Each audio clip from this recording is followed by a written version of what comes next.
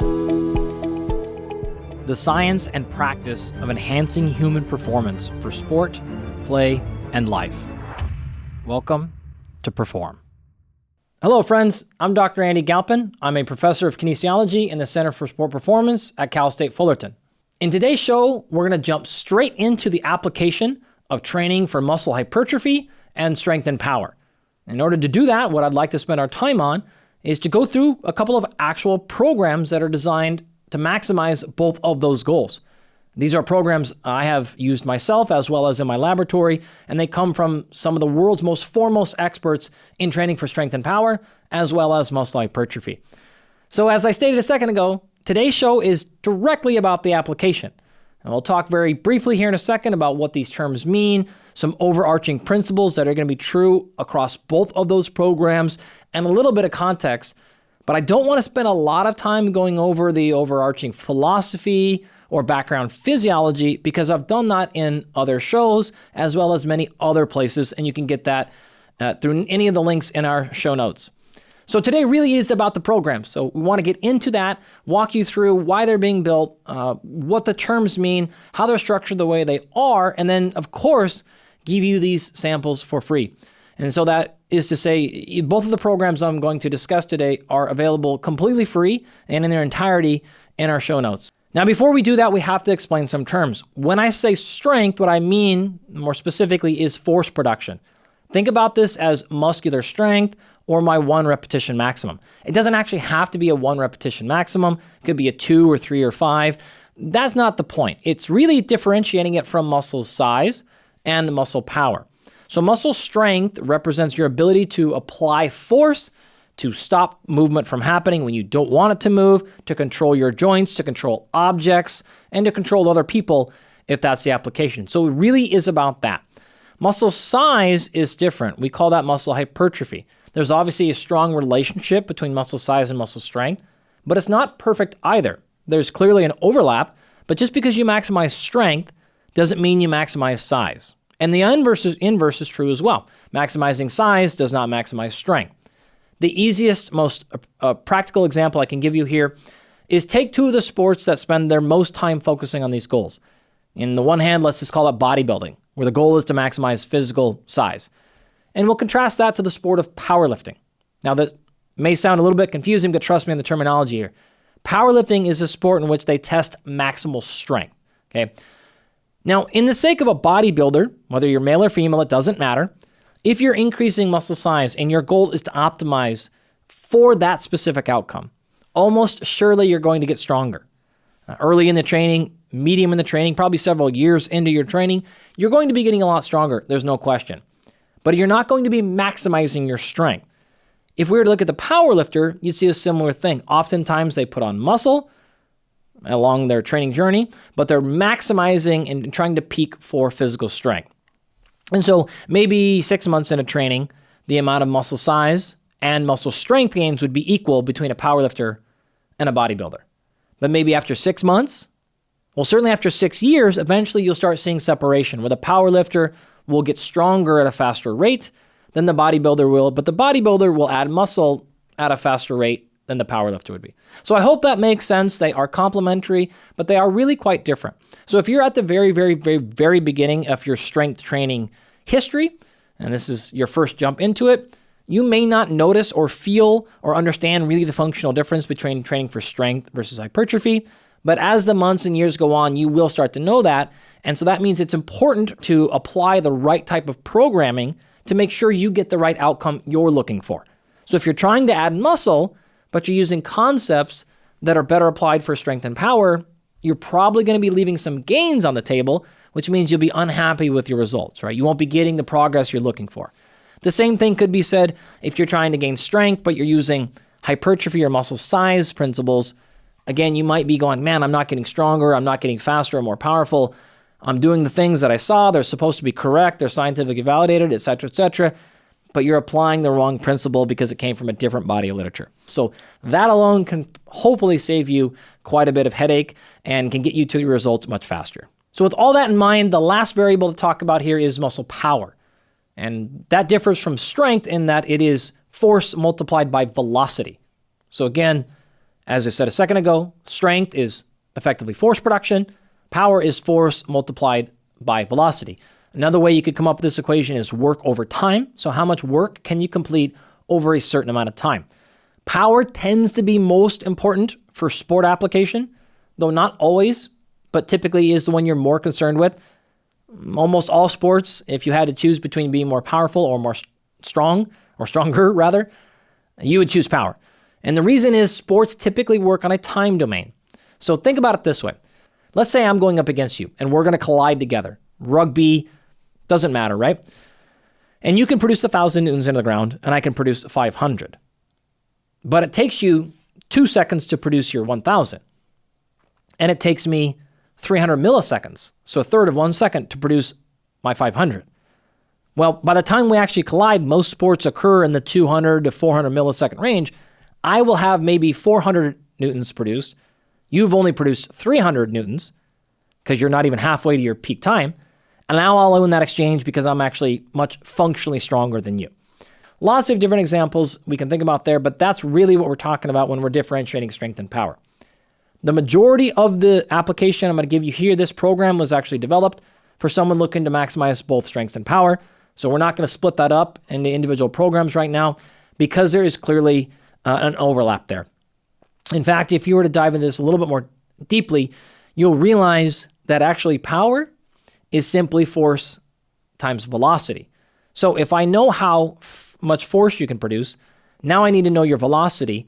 I can generate what's called a force velocity curve, such that where on that curve of if it's too heavy and I slow down, that's not a lot of power. But if it's really, really, really fast, but that means I have to go to a lightweight, it's not a lot of power either. So some point on that curve, we get this peak power production where it's not too heavy, but it's not too slow, or it's not too fast and light either. That's really power. And so by enhancing velocity, I typically have the opportunity to enhance power. By enhancing force, I also have the opportunity to enhance power. And so almost all power programs will have a force component as well as a velocity component. And the program I'm going to go through here in a few short minutes will cover both aspects of that. And so again, to reiterate, that program is designed and built for both strength and power because it was built for a field-based sport athlete. Now, while I did just say this program is for athletes, I do want to make sure we are crystal clear here. This is not only for athletes. You've maybe heard me say this many, many times, but if you have a body, you're an athlete. We all have a need to have sufficient muscle mass. We all have a need to be powerful and to be strong. Whether you want to use those skills and abilities and talents to be better at a sport or to be better at life, I don't care. But we're going to have a hard time being successful in life if we have insufficient muscle strength and power. We're going to cover these things in detail in other episodes and I've done it in numerous other places, but just really quickly, your skeletal muscle is one of the most important organs in your entire body. It's the largest organ, which means it's responsible for a whole host of things. First and foremost, locomotion. It is the thing that gets you throughout this world. If you don't have muscle, or your muscle is not strong or powerful, and remember, while just because you have muscle doesn't mean you're strong or powerful, and just because you're strong and powerful doesn't mean you have a lot of muscle, but there is still a massive overlap. It is hard to be really, really, really strong and powerful with very little muscle. Take a look at any weight class-based sport. That's why they're there. Typically, as you add muscle, you also add peak and maximal strength. And so there's a relationship there. Really challenging for most people unless you are highly trained and skilled in understanding exercise physiology and exercise science to have enough strength and power and really to be under-muscled. And so for most people listening who are not athletes or working with high-level strength conditioning professionals, you're going to want to make sure you've got some muscle and some power because, again, that's the thing that lets you move through this world. You can imagine simple scenarios like running through the terminal in an airport with your luggage trying to catch your layover. Probably the most common example we'll give are things like stopping yourself and bracing yourself from a fall. As you age in life becomes incredibly important. But really functionality. So let's just say that you want to walk up some stairs or go on a hike and every step represents such a high percentage of your maximum leg strength, it becomes extremely fatiguing. So one thing I always like to say is put a barbell on your back and do step-ups. and put 70% of your maximum leg strength on that step up and just step up 12 inches. See how many repetitions in a row you can do before you get really tired. Well, if walking up a normal flight of stairs requires force production that is equivalent to 70 or 80% of your maximal leg strength, that's how you're going to feel every day. None of us want to be in that position. I don't need to really try to encourage you more to not want to be, specifically with your legs, to be weak. Upper body, excellent research on grip strength, being a strong predictor of overall longevity, brain health, wellness. I mean, you pick your metric here, but just some quick examples of why all of us really should be paying attention to having a sufficient amount as well as high quality and high functioning skeletal muscle. Now, before we go too much further, I'd like to take a quick break and thank our sponsors because they make this show possible. Not only are they on this list because they offer great products and services, but because I actually personally love them and use them myself. Today's episode is brought to you by Rhone. Rhone is a premium activewear company that is easily my favorite in the world. Few things have aggravated my wife more than my clothing choices. Let's be honest, fashion is not exactly my strong suit. Partially because I have just no sense of style, but also because I'm neurotic about texture and feel. There's not a single brand I've tried over the years that has the same quality, feel, and fit that Rhone has absolutely mastered. Rhone uses best-in-class materials to allow their products to be lightweight and breathable, but still durable enough to last even when you're training super hard. I remember the first time my wife wore it for a cycling workout, and she, who let's just say is well-versed in the activewear world, was genuinely surprised by how soft and stretchy, but supportive the material was. The Rhone women's collection actually just launched and is already filled with great reviews online. The Rhone base training shorts are brilliant as well. They fit perfectly and have the right amount of stretch to allow total freedom of movement. They also have pockets, which I like, and zippered pockets that are sneaky helpful for holding hotel keys and things like that. The Atmosphere Tee and Commuter Business shirts completely blew my mind. I do not understand how they made this material. I'll never go back. Trust me here, friends. Just stunning craftsmanship all the way around. If you'd like to try Rhone, go to Rhone, spelled RHONE.com/perform to get 25% off your first order. Again, that's Rhone.com/perform to get 25% off your first order. Today's episode is also brought to you by Continuum. Continuum is a membership-only wellness club designed to help high performers reach their fitness and performance goals. Continuum just opened its flagship club in Manhattan, quickly making it one of the most sought-after memberships in the city. Its location in Greenwich Village is incredible. In fact, it's stunning. It's a 25,000 square foot space with state-of-the-art equipment, a beautiful design, and everything you could possibly want in this unique mix of a gym, wellness center, and social club. Continuum members start with a thorough Olympic-grade assessment that results in a biometrically driven, AI-assisted wellness program that updates in real time and incorporates everything from personal training and physical therapy to hyperbaric and IV therapies. By bringing together true fitness experts, best-in-class technology, and proven wellness services and amenities, Continuum delivers the most comprehensive solution to performance. I've been involved with Continuum, working as their head of performance science, since their founding, and I've been incredibly impressed by what the team there has built. If you're interested in joining Continuum, their team has agreed to give a select number of you, the listeners here, a fully waived onboarding, which includes VO2 max testing, DEXA scans, blood panels, sleep analysis, and more, all at their fabulous New York City flagship location. To learn more, visit continuum.club/perform. Again, that's continuum with 2 U's, .club/perform. Okay, as a very general overview, when we're talking about training for hypertrophy, we're typically looking at something like 8 to 12 repetitions per set. Now, in the last 5 to 8 years, it has become extremely clear. Hypertrophy happens pretty equally from as low as 5 repetitions per set all the way up to 30 repetitions per set.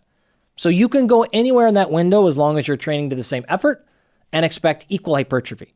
But that said, most of the time, most people stick closer to kind of 8 to 12 repetitions, but by all means, go lower or higher, and it should be no problem at all, absolutely equally effective.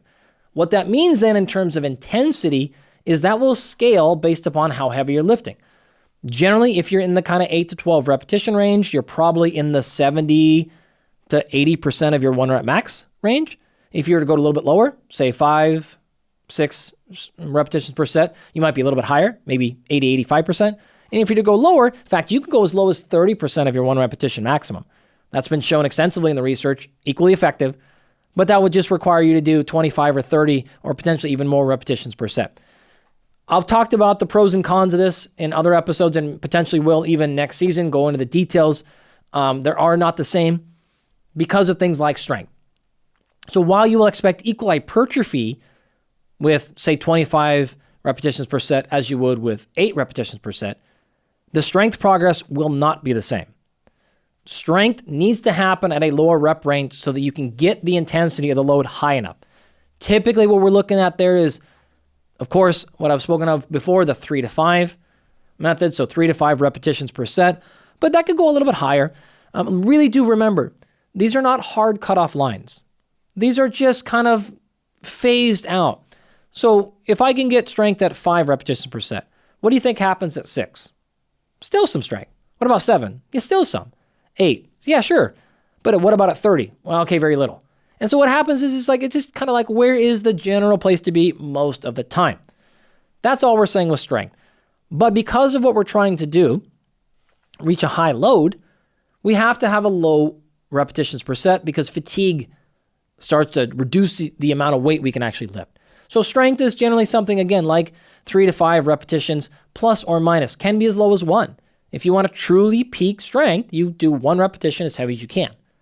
And there's cons to that as well. You want to go a little bit higher, 5, 6, 7 reps.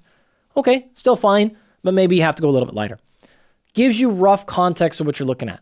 For power, just continue that logic one more step. So because power has a strength and velocity component, not only can I not afford to lose some force output, I can't afford to lose velocity either. And so power happens typically in a similar rep range, almost always though less than kind of 6 reps per set at the most, usually even less than that, right? 2 to 5, probably more so even than strength. And we have to do it at a fast speed. So the intensity, the load can't be as high because I have to move it fast. Okay, so while you could do something like this, say 3 sets of 3 repetitions at 95% of your bench press for strength, that's going to move very slow. And so that wouldn't be great at developing power. We would want to go to maybe 3 sets of 3 repetitions at 65%. So not super, super light, because now we're just working on pure speed, but not super heavy either, because now we're just working on pure force, somewhere in the middle. Every exercise has a different optimal load. In other words, how heavy you can lift, what percentage of your 1 rep max to maximize power. Generally, very generally, upper body, smaller exercises tend to achieve their peak power at a lighter percentage. 40% of your max, 50% of your max, maybe as low as 30% of your max. Bigger exercises like a squat, higher, maybe 50% of your max, 60% of your max. More complicated movements like a snatch or a clean and jerk can even be as high as like 80 to 95% of your 1 rep max. So it does vary a little bit, but the point with power always is it has to be a combination of heavy and fast. If it's fast and no load, it's speed but not power, which is okay too if that's what you're after. If it's heavy and very, very slow, it's force, which is okay, but it's not power either. Power needs to be somewhere in the middle. So with that in mind then, the rest range for hypertrophy can really be whatever you'd like. It can be as small as 30 seconds. Now, by doing that, you're going to accumulate more fatigue, which means you're either going to have to do less repetitions or less weight or a combination. But that's absolutely fine. It can be high rest. Even up to 5 minutes of rest have been shown to produce equal hypertrophy as 30 seconds. Obviously, if you go more rest, you get more recovery, which means we now need to keep the weight higher, go higher, and keep the rep range higher or go higher. And so pros and cons, there are subtle differences, but equal benefit from short rest ranges as low as 30 seconds all the way up to longer rest ranges up to 5 minutes. For strength and power, though, it's a different story.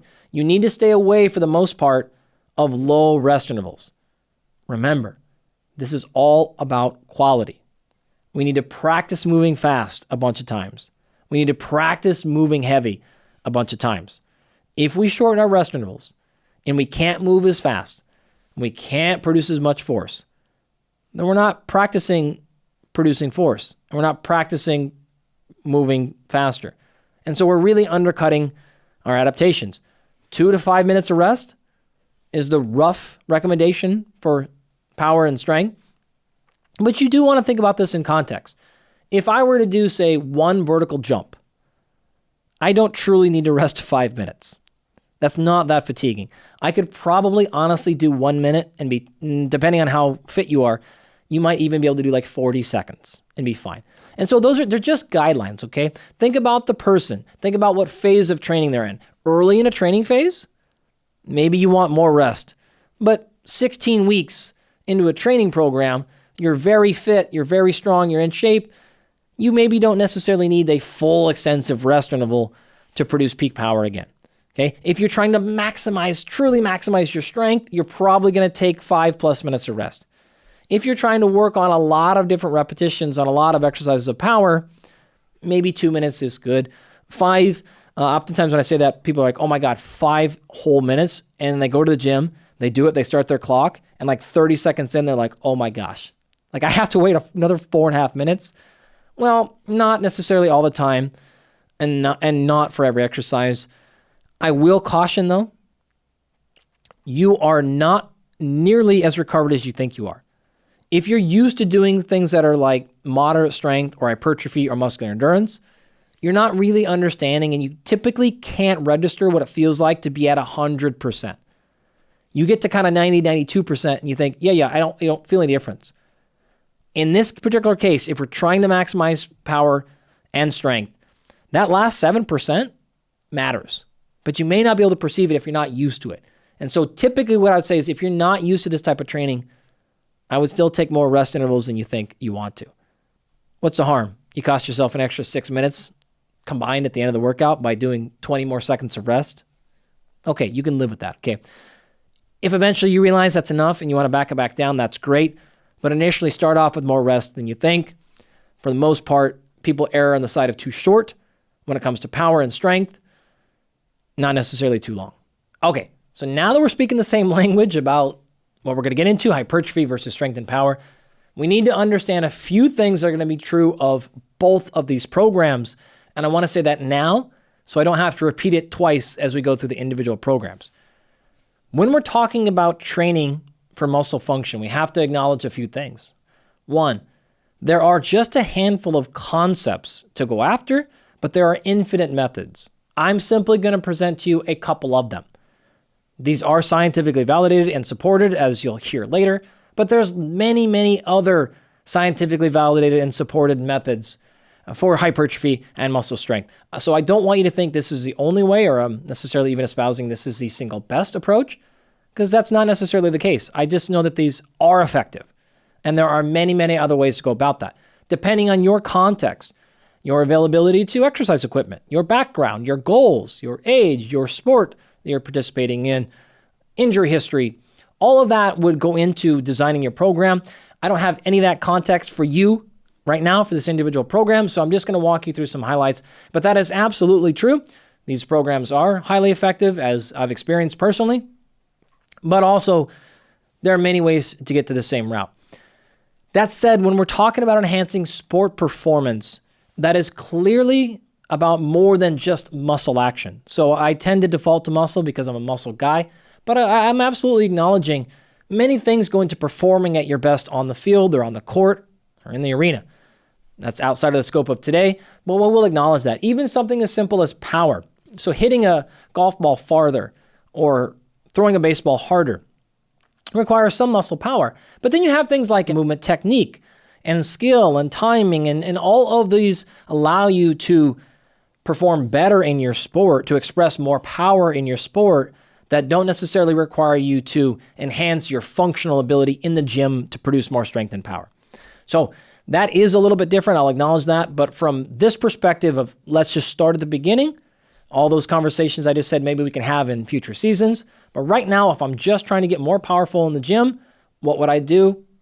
This would be my answer. So a few other things you'll see consistent across both these programs. Number 1, they are both going to leverage a concept called progressive overload, which means you have got to overload the system in some sort of systematic and intentional fashion. The easiest adage here is, add 5 pounds every week. That doesn't necessarily work. I'm going to talk through how we do that. And even the idea that you have to add load or weight as your method of progressive overload doesn't have to be the case. In fact, the programs I'm going to share with you, the Strength and Power one does choose to overload with intensity or weight, but the other one is actually keeping weight somewhat consistent and overloading with volume. And that's because with hypertrophy, the primary driver of muscle growth is going to be volume. And so you want to hold that most sacred. If you go up or down in some weight, it's not nearly as important as it is that you continually progress and overload your volume. Strength and power are the opposite, though. Maintaining intensity and the expression of force production and power is more important than your total volume, typically, and so you'll want to hold that one more sacred. And so I actually picked these examples. What's nice about them is they are going to follow in practice what the science would also say about the physiology and the mechanism. That doesn't always happen. In fact, quite often doesn't happen in our world. So it's really nice when we see the science of mechanism and physiology line up perfectly with what the experts are actually doing. And that ends up getting you the best real whole world, whole body performance outcomes that are the best. Some other things you'll notice, both programs are heavy on balance. And what I mean by that is not like your physical balance of tripping and falling, but balance among the programs. So they do some work in the frontal, sagittal, and transverse planes, which means sort of up and down, front and back, and rotation. They're balancing upper body and lower body, left side and right side. They're balancing things like doing bilateral, so 2 legs at a time versus unilateral, 1 leg at a time. They're balancing kettlebells and dumbbells and barbells and bands and sprinting and movement, and they have this general balance of equipment.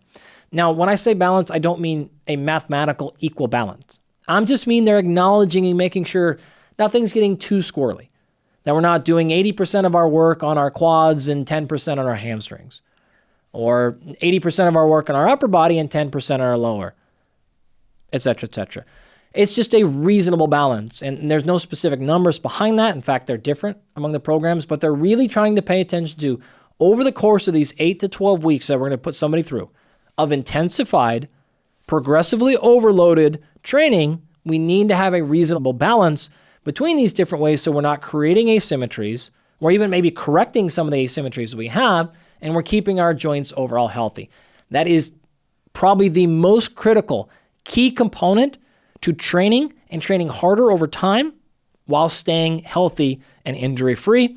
So progressing in an appropriate manner, as well as paying somewhat attention to balance of the program. Last thing to note here, and this is really true against any exercise program for any goal, is we have to understand how we're modifying and really be intentional and judicious about all 7 of the modifiable variables. If you've not heard that phrase before, I would recommend checking out my guest series with Dr. Andrew Huberman on the Huberman Lab podcast I did in 2023. We talked about them in detail. So to go through them quickly here, I use an acronym developed by my former colleague and lab mate, Dr. Lee Brown, which is called COFAVERP. It's a wonderful acronym. Scientists are always great at developing acronyms.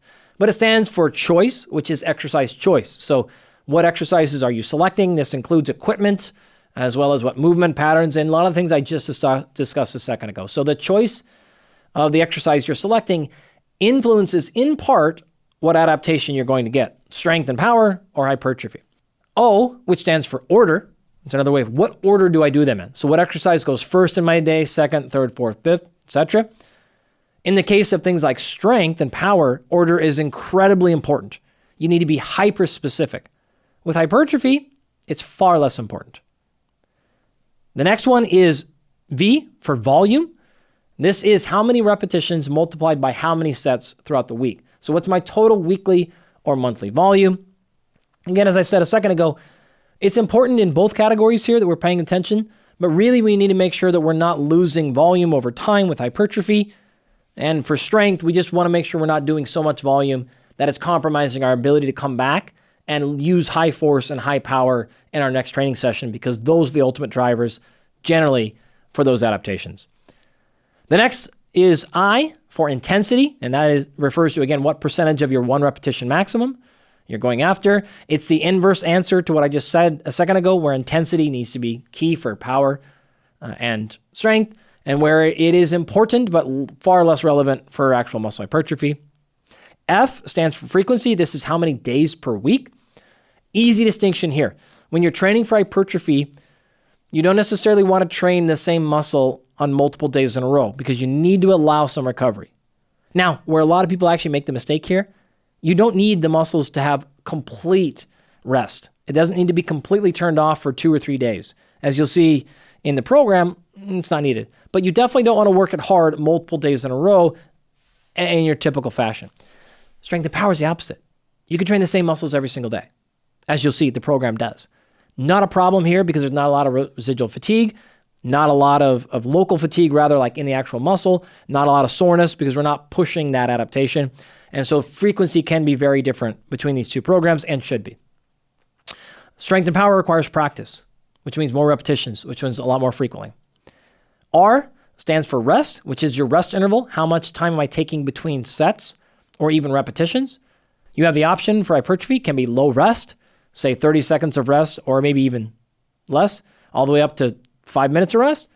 But for strength and power, almost always you need to have a minimum of 3 minutes of rest because, again, we're going after something different here. This is really about the quality of each individual movement. And so if we're keeping ourselves to a short rest and we're losing our force or power production, then we're losing our actual goal, which means we're not going to get what we're after. There are exceptions to all these rules, but this is just a standard default of typically what we're trying to do. The last variable here stands for P, progression, which is how are we progressing these things over time? And that is really what we're going to talk about along the way. So that said, that is kind of the fundamental background of everything here. And what I'd like to do now is get into the two programs. I have intentionally selected things, as I mentioned earlier, that I have done personally. I've done in my actual self, my training. I've done them with athletes I have coached, and there is research directly supporting them. You're going to see some of these. In fact, one of the protocols is one I've used in my laboratory for training studies that we've completed. So I know that these things work quite well. You're also going to notice that they're both set up to be 4 days per week. I did that just to help you understand both the training programs. If you want to modify them a little bit to 3 days a week, that is absolutely possible. That's something you'll have to kind of figure out on your own. If you want to increase this up to 5 days a week, that may be challenging, but could be done as well. I would recommend, though, if possible, to do both these programs. If you're going to try them yourself, really do your best to try it at 4 days per week. You're going to get the best results because that's intentionally and specifically what they were designed for. I've also selected a couple of different examples. The hypertrophy one, as you're going to see, is very straightforward. I wanted this to be pretty simple. This will be easy to listen to, and it'll be something to just really jump in and try. Now, neither of these programs are easy. They're going to have to work hard as you choose to, but it's again, a little bit more straightforward. At the same token, I wanted to go over something more advanced. I know a lot of you listening are at the beginning of your fitness journey or have been coaching for a little bit, but some of you are at the other end. Some of you are very, very high level coaches. And so I wanted to provide some context of letting everyone see this is what the strength training stuff can look like at a simple, straightforward. That doesn't mean less effective. Doesn't mean it doesn't work as well, but programs can be very simple and they can be highly complicated, and both can work. And that's really what I wanted to highlight is the fact that just because your program looks very simple doesn't mean it won't work. And just because it looks really simple doesn't mean it's actually any better either. Absolutely rationale to make programs very straightforward. Absolutely rationale to make them far more complicated. Entirely depends on the context, situation of both the client you're working with, as well as your personal coaching abilities and skills. I'd like to take a quick break and thank our sponsors. Today's episode is brought to you by Renaissance Periodization. If you want to put on muscle through science-backed training programs, look no further than Renaissance Periodization. RP, as we call it in the industry, guides users through effective and easy-to-follow lifting programs, all through their hypertrophy app. These programs are designed by the absolute best in the industry, including one of my absolute favorite sports scientists and professional bodybuilder, Dr. Mike Israetel.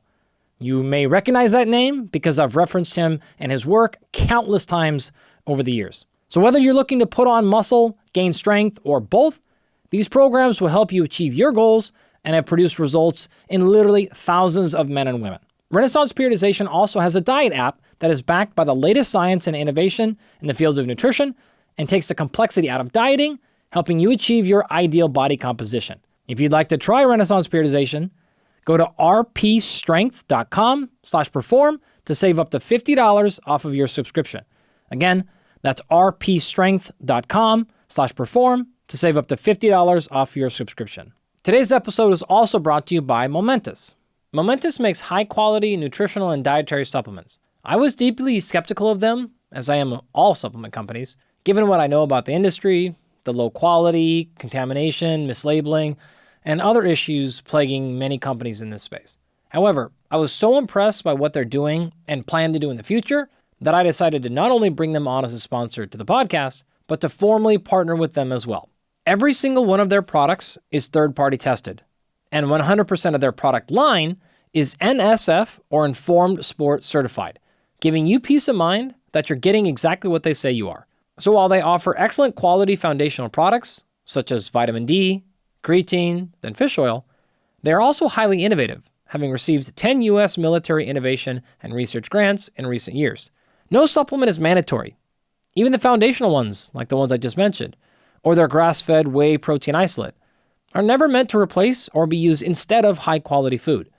However, they do have a strong base of scientific support and give you more options to hit your macro and micronutrient targets.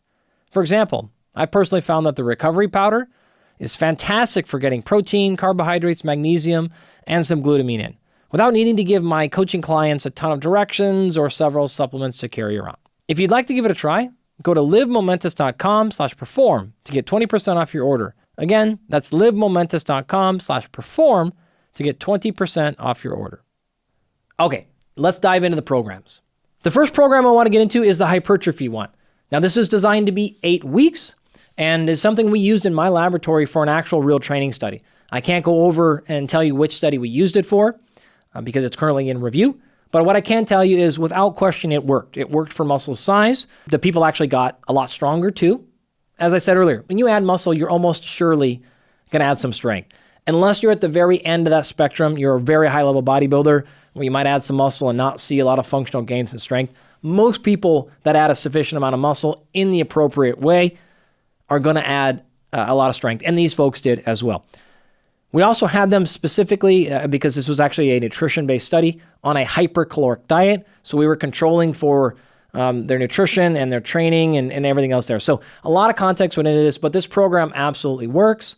We put it into practice. This was led by 3 of my fantastic graduate students, Cody, Chelsea, and Danny, all of whom have gone on to be excellent and very high-level coaches themselves. So a lot of confidence in the quality of this program. Final important note, it was built directly by a gentleman named Menno Henselmans. Menno has a master's degree in the field. He is a highly published scientist as well, so he collaborated with us on this program. So this is actually developed by Menno. His website is mennohenselmans.com. A really high-level personal trainer, strength coach, worked with tons of people in the past, and is wonderful with education. So if you like to learn about this stuff, he has courses, excellent social media. So Menno is a great person for evidence-based personal training and strength conditioning. So Menno built this program, so I wanted to make sure he got due credit for that because he just gave it to us and we plugged it in and played and it worked wonderfully well. So thank you for that, Menno, and let's go ahead and get into it. The way the program was constructed was to use what we call an ABAB model, which is to say it's 4 days a week and you basically repeat the exact same day twice every other day. So A on Monday, repeated A on Thursday. B on Tuesday is repeated B on Friday. And it's not necessarily an upper-lower split, if you're familiar with that term, because you're doing really upper and lower body every single day. Now, I like the fact that we kept the 2 days identical. If you need more variation in your life, you can do that. But it is actually quite nice scientifically to have the same day repeated twice per week because we can control and monitor and measure volume, intensity, and a bunch of other variables. It's also easier to coach because we don't have to teach twice as many exercises. So a strong value proposition to this is it's simple, easy to explain, and your body will become incredibly accustomed to the workouts because you're doing the same workout twice per week. It doesn't necessarily have to go Monday, Tuesday, Thursday, Friday like we did in our lab per se, but that would be the typical approach. That way the workout from Monday, you're resting on Tuesday, you're resting on Wednesday, and then coming back and doing it again Thursday. The same basic idea for the Tuesday and Friday approach. And then you've got the 2 days in the weekend to fully recover. So just the way, again, if you want to do it a little bit differently, if you wanted to take 2 days in between and then come back, that's fine. But that's entirely up to you. It was also built on a methodology which is really common and quite popular these days called auto-regulation. Been a bunch of research on it. It is highly effective. A handful of meta-analyses and review articles have been published in the last few years on it. It is somewhat newer though. Now, auto-regulation has been around for a very long time, but the scientific research on it really has been around for the last 10 years or so, and it is quite effective. What this means is instead of pre-programming out exactly how heavy you're going to lift and how many repetitions you do, you let your body's response guide us a little bit. That's why it's called auto-regulation. So we're regulating the intensity and the volume based on how your body's responding rather than a pre-planned number. Okay, it's actually quite simple, but this is a nice blend of having a structure and a plan while also letting your body respond to it. And this allows you to be individualized. And so instead of me putting everyone in the entire study on the exact same program, knowing that it wouldn't be enough volume for some people, it'd be way too much volume for others, and then there'd be a bell curve in the middle where it's okay. I want to maximize my response in everybody, just like you. I want all of you to get the best results. And I can't give you exact numbers without knowing any of you. And so the better way is to let your body respond and see what's actually happening. And those of you that need less volume will see that your body is asking for more of a back off. Those of you who need more volume will see the opposite. And those that this is perfect for, you'll know exactly what that means. So how this operates is every set, we ask you to do the most amount of repetitions possible at the given weight. If you can do 2 or more repetitions more than the set requires, then we actually increase the weight by 2.5%. So let's say I ask you to do a set of 10 repetitions and you do 12 repetitions. You've done 2 more than what we planned. Therefore, the next set, we increase the weight by 2.5%. If you could do 2 or less than the requirement or what we asked you to do, so in this case, we asked you to do 10 and you only did 8, then we drop the load by 10%. So we take that off. And we do that for every single set, for every day, for every single week. And so depending on if you're getting really tired and you start executing less repetitions, then we're going to start backing the weight off. And if we back the weight off and you still can't get 10 repetitions, we back it off even more. But if you're responding, even if you're sore or tired, but your body is executing and performing, then we can continue to add. And how do we know that we added too much? Well, because then your repetitions would go down too much. And so we are really seeing what happens. We know exactly what you did last week. We came back in, we start there.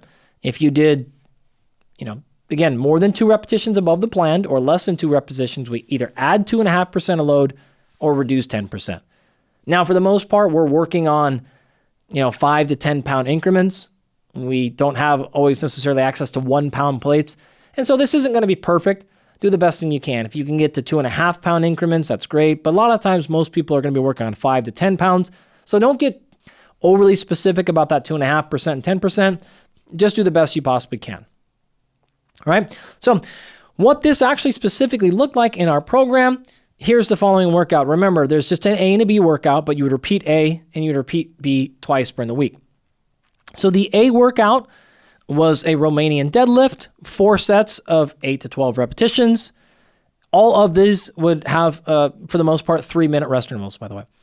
And so just as a very specific example, you would warm up for all this stuff. Every single day has a basic aerobic warm-up. It has a specific warm-up. So you may do 2 or 3 sets of Romanian deadlifts to kind of build up to your load here. We would never just start you at, say 100 pounds with the most amount of reps you can do is your very first set for the day. So all that is going to be taken care of. And when you're really actually truly ready to get to what we call a working set, this is when this auto-regulation part starts.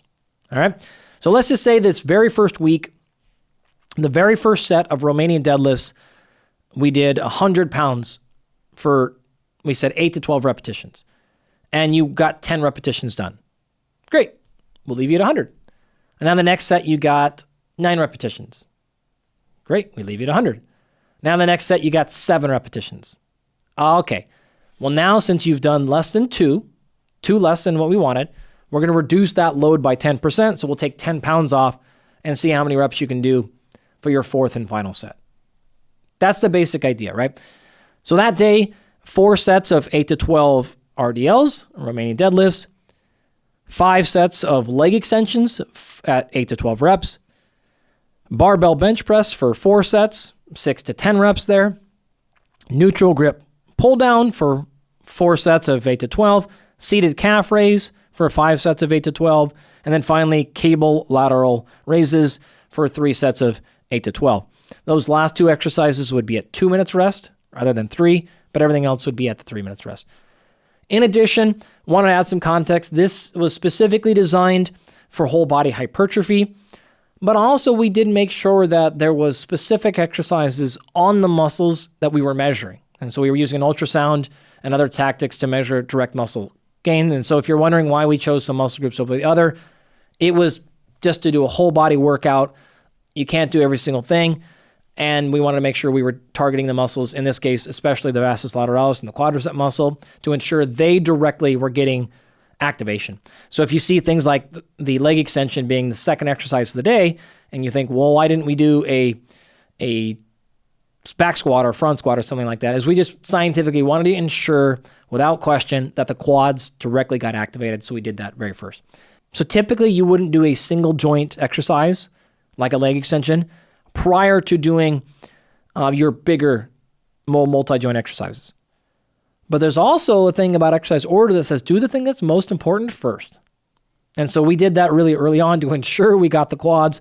And if this means we lost a little bit of performance in our seated calf raises or something, that's fine because it wasn't the primary muscle of interest. To be as clear as possible here, when we say if they have 2 or more or 2 or less repetitions outside the range, what I'm talking about is outside that range. And so as you see, the repetition range for the exercises was 8 to 12, 6 to 10, etc. So in this particular case, if the range was 8 to 12, we would need them to do 2 or more outside of that range. So 2 or more over 12, so 14. Or 2 or more less than the bottom of the range, 8. So they have to do 6 or more before we start changing the loads. So it's going to be really hard always to get an exact repetition number, and that's why we usually work within a range. It's also because we know that hypertrophy is very well stimulated in 8 to 12 repetitions. It's also stimulated in other repetition ranges, but to make sure we still stayed most of our time in a really highly productive and effective repetition range, that's kind of where we would land them, 8 to 12. And if they got below that, we're probably getting excessive fatigue, and above that, it may not be enough load to maximize mechanical tension. And we wanted to make sure we did that because we're trying to maximize muscle growth. Now, the B workout was very similar. First exercise there was a high bar squat, 4 sets of 5 to 8 repetitions there. Now, I don't know, I could ask Menno this, but my assumption is the reason why we went to 5 to 8 repetitions there as opposed to 8 to 12 is when you add that kind of fatigue to a complex movement like a barbell squat, now you're talking about multiple joints that are involved. You're talking about a load on your back, which compromises and restricts breathing. The fatigue associated with something like a high bar squat relative to a leg extension is unexplainably higher. And so a couple of reasons probably behind that, but that alone is probably why we kept that a little bit lower. Doing as many reps as possible for 4 to 5 sets of 8 to 12 repetitions is insanely gnarly for an exercise like a back squat. In addition, you've got other issues and concerns with safety and technique and stuff like that. So that's probably my reason why. Now, actually, on that note, I want to say one more thing that I forgot to say at the beginning, and that is a part of our autoregulation, technique counts. And so when we're saying if they did less than 2 repetitions outside of the range or more than, the failure point is technique. The failure point is not them racking the bar out. But if they see a change in technique, we count that as a failure. It's never a reason or allowed for us to try really, really hard where you have a combination of kind of heavy load and a lot of fatigue, and then allow repeated breakdowns of technique. And so that is what we're looking for. A break of technique represents failure. It's not necessarily just explicit, direct muscular failure. It's if you break position, you have more than a very moderate or very mild breakdown in technique, then you're considered to be failed. Okay, so the B workout. High bar back squats, 4 sets of 5 to 8 repetitions. Lying leg curls, 5 sets of 8 to 12 repetitions. Barbell overhead press, 3 sets of 6 to 10. Seated rows, 3 sets of 8 to 12. Cable chest fly, 5 sets of 6 to 10. Triceps push down, 2 sets of 8 to 12. And then finally, seated dumbbell curls, 2 sets of 8 to 12 repetitions. Now, those last 2 exercises, like we did on the A day as well, those last 2 tricep push down and seated dumbbell curls were at 2 minutes of rest rather than 3. As I mentioned earlier, the training program did work in our particular study. Important to note, our participants were young, so these were college individuals. They were men and women, and they were very highly trained. So the results are going to be different if you go into different scenarios. However, if you look across the research landscape, you'll see that this style is an effective method. Now, just to give you some context and results, whenever we analyze study participants in training programs, we're looking how every individual person responds, because we know some people will be hyper responders, others will be non-responders. And so it's important to understand each one of you, if you were to actually get this program and do it yourself, there's going to be a range in responsiveness. So I will just share with you kind of the group averages, but it is important to acknowledge that, again, results may vary, if you will. So just going over some of the basic things. Now, our participants got a lot stronger. Their squat maximum strength, so their 1 rep max, increased by about 13%. Again, just a rough average there. Some more, some less, some quite a bit more, some quite a bit less. And there was other interventions going on in the study, and that there were differences. But as a general answer, it worked quite a bit. Raw numbers here, you're going to see something like a 14.5 kilo increase in strength, which would be about a 32-pound improvement or something over the course of 8 weeks, which is quite a lot, especially considering it wasn't a program designed to optimize strength. Bench press is a similar story, about a 10% improvement collectively across both wings of the study and men and women. About an 8 kilo jump in performance, which is about 17.5 pounds. Muscular endurance, we tested this in a number of different ways, so not to confuse you, but you can kind of think of that improved by 13 to 16% or so. So your ability to perform multiple repetitions at a given submaximal load went up. That should make the most sense, because if you're thinking back to the style of training we did, where we asked them to do as many repetitions as possible every single set, we were training them for this test, is one way to think about it. Now, not directly, but indirectly. So how many repetitions can you do at a given weight? Then you had a similar training style. So not surprised that they had a very large response there in both their legs and arms, and again, across all the groups there. They also improved muscle size. So you're talking about a group average of 1.8 kilos or more, which is about 4 pounds, which was, again, quite impressive. Represented, ballpark, about a 3% improvement. But that's really hard to interpret because you had pretty big men and pretty small women all combined together. And so wouldn't be concerned so much about the actual percent change there, because that may sound low to you. But the fact that fairly trained folks put on an average of 4 pounds of muscle in 8 weeks is a pretty impressive response, and I think is realistic. So you would expect not much more than that, but less than that also would be maybe concerning. So probably a pretty good number that does suggest a very reasonable but effective program. The next program I want to cover is designed to maximize strength and power. I'll explain a little more of the context and walk you through it in 1 second, but I do want to reiterate, it's best if you get this thing and follow along with me if you really do want to learn, because while the previous program was pretty easy to digest just listening or watching here, this one is more complicated. And I'll do my best to kind of walk you through the concepts and give you a couple of samples, but it is a 4-day-a-week program that has 3 different phases over 12 weeks and multiple subcomponents to each phase.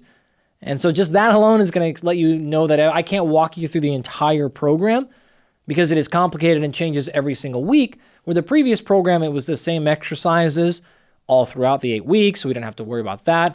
And really, it was a 2-day-a-week program that you double. This is not the case. So we'll do my best to highlight the big picture, why the coach designed it the way he did, and then give a couple of sample days and some progressions, but you really will need to get the full thing to see it more.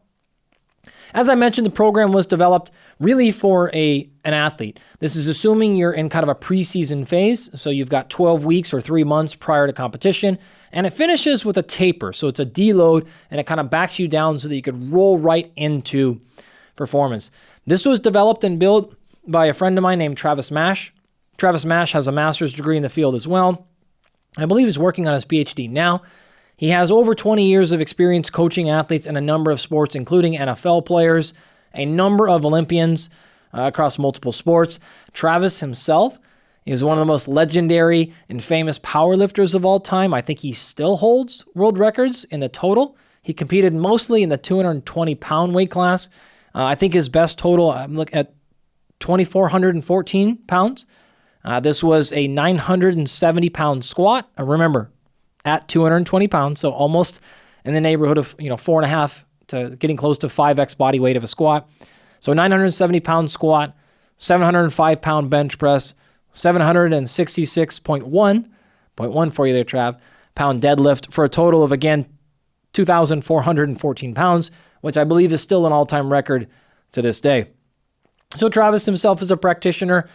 He has multiple athletes he's getting ready that will likely qualify and compete in the Paris Olympics in the sport of weightlifting, and is extremely decorated. I could go on and on about Travis, but coached tons of people from youth to college to these high-level ones. So really designed this program with this in mind. Also uses a concept similar to auto-regulation, so you'll see hints and twinges of that as well. But instead of based on how many repetitions you can complete, it is based on how fast you can complete. So he uses a method called velocity-based training. Lots of research in the last decade on VBT, for short.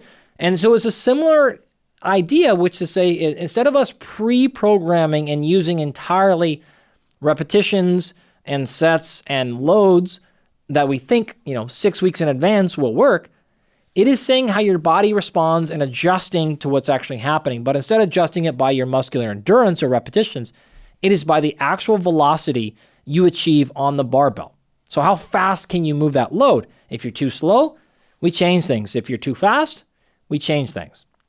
So auto-regulation, but again, by velocity in large part. There's a large component of it that is pre-programmed and pre-delivered using a concept that I've talked about in other places called the Galpin chart. So basically, it's how many total repetitions did you accomplish at 60 to 70%, 70 to 80, 90 to 90+%, etc. So that is all baked in as well. So it's a combination of Travis's powerlifting and Olympic weightlifting background, as well as his work with field sport athletes, and really blends it all together under this auto-regulation, velocity-based training approach to make sure that you are getting stronger, getting faster, and then moving better. Last little part here is that you'll see this program actually involves a lot of on-field movement. So there's acceleration and change of direction, there's sprint work, there's agility work, there's plyometrics. And so this is really a nice comprehensive program to develop an athlete, particularly a field or court or pitch-based athlete for an actual going into season phase, and it is pretty comprehensive in that fashion. So the workouts are highly effective. And what they typically will do is use a style of programming where we address multiple different variables in the exact same workout. So as a concept, and we'll get into this in a second, we're not going to just do, say, strength in one day or hypertrophy in one day. If we need to do strength and hypertrophy, we'll do them both in the same day. But depending on how much of an emphasis we want to place on one over the other, we will alter the amount of time we spend. So for example, if we want to just do a little bit of speed work, we might do one speed drill for 2 or 3 sets. And then we want to have a big strength component. We might do 3 or 4 strength exercises. And then we want to do just a little bit of muscular endurance at the end. There might be 1 muscular endurance. In a different phase, when we want to emphasize speed more, maybe we still do that speed, strength, and muscular endurance component, but now we take 3/4 of the strength movements away and replace those with an extra 3 or 4 speed components. And so we're doing a lot of different things: speed, acceleration, change of direction, high velocity, low velocity, eccentrics, muscular endurance, muscle health, like all kinds of things. And we're almost always doing it all in one day, but we may only do literally 1 exercise or a couple of sets for each thing. Now, this is important and used a lot in this style of training because they need to be able to make sure that we don't say, go 5 or 6 weeks without training a particular style or component. Think of it this way. Imagine you're going into season and you spent 8 weeks focused on hypertrophy. You did the program I talked about earlier, and that's great. You got a little bit stronger, you add a lot of muscle, and that's awesome. But you're a soccer player. You play lacrosse. Okay, you haven't moved yet. You haven't done any change of direction. You haven't gotten faster. You haven't jumped. You haven't put your body in weird position. You've just gained muscle size and some strength. Now we switch over and we start doing things like on the field. We're doing agility drills. We're doing cleans and throwing medicine balls. Well, if we do that exclusively for the next 12 weeks, by the time we get 6, 8, 10 weeks in, it's now been 2.5 months since we've done the hypertrophy work. So what do you think happens to all that hypertrophy we spent so much time and we worked so hard to achieve 2.5 months ago? Well, a lot of it goes away. And so for an athlete who needs to have multiple components, as I mentioned, you need to be fast, you need to have acceleration, peak velocity. Those are different components of speed. You need muscular strength, connective tissue health. You need muscular endurance, you need size, you need all these things. Instead of just doing one at a time in these big 8 or 10 week chunks and then not seeing the same type of adaptation again for the next 8 to 10 weeks, you do a little bit of it every day, enough to just keep it stimulated, to keep it alive, but then you change your emphasis and your focus on another component as you go from week to week to week. So before we jump into the actual details here, a couple of final reminders. Again, the program is available on a PDF in the show notes in its entirety. And Travis as well has a ton of education on this program as well as others on his website, mashelite.com. Travis is exceptional with his education on his social media and podcasts. Lots of free stuff there. So tons of other programs you can get from Travis. So I'd encourage you to go to all of those before you get here. With this particular program, as I just laid out, there are multiple components. And so the workouts are a little bit longer. You're going to be asked to rest a lot, maximally almost 3 minutes plus between most of your sets. And so they do extend into a little bit longer period of time. If you are not an athlete and you're listening to this and you're like, I want to get stronger and more powerful, but I don't have 90 minutes for my workout, you might have to modify something like this. You may have to take out entire components. You may reduce it to 3 days a week or spread it out. And so absolutely there can be some modifications, and they should be. But these workouts candidly will take you a little bit longer because you're not only strength training, but you're also doing your field work and you're doing things that would be typically done even sometimes across multiple workouts in a day for an athlete. And that would be fairly standard, but I would admit not necessarily applicable for the non-athlete folks that are out there listening. So keep that in context. However, we're not spending a full workout on each subcomponent. For example, if we're doing power, we might do one exercise for 2 sets for power. That's not going to take very long. That's 5 minutes, and then we're rolling on our next one. So you can actually get 4 or 5 or 6 different components of training done in a single day and not have it be 2.5 hours. In fact, I could say the same would be true for the hypertrophy training program. Even if you do 3 or 4 exercises in a day and you're just focusing on hypertrophy, if you do enough sets, that could easily end up being a 2-hour workout. And anyone who's trained a lot for muscle growth can certainly attest to the fact that it is not crazy to do a 90-plus minute workout. And I would see this to be no different. So can be shorter, but candidly, probably going to be fairly long because you're trying to get a specific outcome and you're training for a lot of different things to make you the best athlete possible. I'd like to take a quick break and thank our sponsors. Today's episode is brought to you by AG1. AG1 is a foundational nutrition greens supplement. That means AG1 provides a variety of vitamins, minerals, probiotics, prebiotics, and adaptogens in an easy-to-drink greens powder. Initially, I was very skeptical of AG1, as I am with all supplement companies, frankly. But after months of discussions with their lead nutrition scientists and the team at AG1, I've been impressed by their commitment to sourcing the highest quality ingredients and rigorous testing to ensure that every single batch is free of banned substances, allergens, heavy metals, microbes, pesticides, herbicides, residual solvents, and mycotoxins. It's even earned the prestigious NSF Certified for Sport third-party testing approval. Now, AG1 is not a replacement for eating whole foods, but it is a great way to fill in the gaps, and it's been a big help pushing some of my clients just in the right direction for eating more high-quality foods because it helps them with cravings, digestion, and many other benefits. Now, not everyone needs to consume greens powders. But if you're going to do so, you better make sure it actually includes the ingredients that it claims to, and that those ingredients are of the best sourcing. If you'd like to try AG1, you can go to drinkag1.com/perform to receive 5 free travel packs, plus a year's supply of vitamin D3 plus K2. Again, that's drinkag1.com/perform to receive 5 free travel packs, plus a year's supply of vitamin D3 plus K2. Today's episode is also brought to you by Maui Nui Venison. Maui Nui Venison is my absolute favorite thing to eat, period. It's beyond delicious and the highest protein per calorie meat you will find. Maui Nui Venison is 100% wild harvested meat, not fenced, farmed, or fed in any way. The venison is ethically and sustainably hunted on the island of Maui, and it is far beyond the quality of any beef, grass-fed or whatever, you've ever tried in your life. And I know because I grew up in the country and I've tried it all. It's easy to cook and tastes incredible. My wife and small kids absolutely inhale it. And the jerky sticks are a daily staple for me with 10 grams of protein and just 55 calories. While Maui Nui Venison offers the highest quality meat available, there is a catch. Supplies are limited by nature. Responsible population management means they won't go beyond the harvest capacity.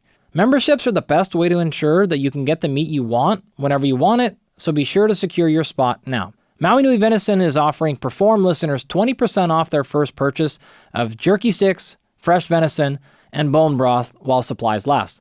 The bone broth, by the way, has 25 grams of protein in it itself. Visit mauinuivenison.com/perform for 20% off.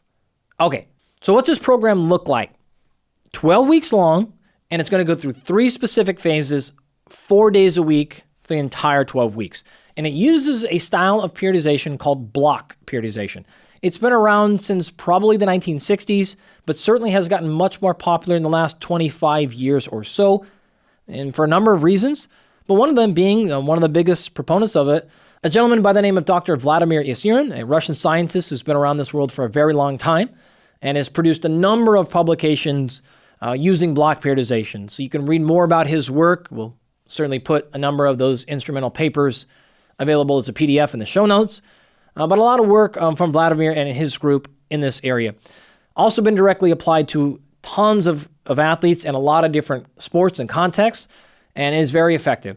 And so really with block periodization, there are 3 fundamental phases we want you to go through. They're called accumulation, transmutation, and realization.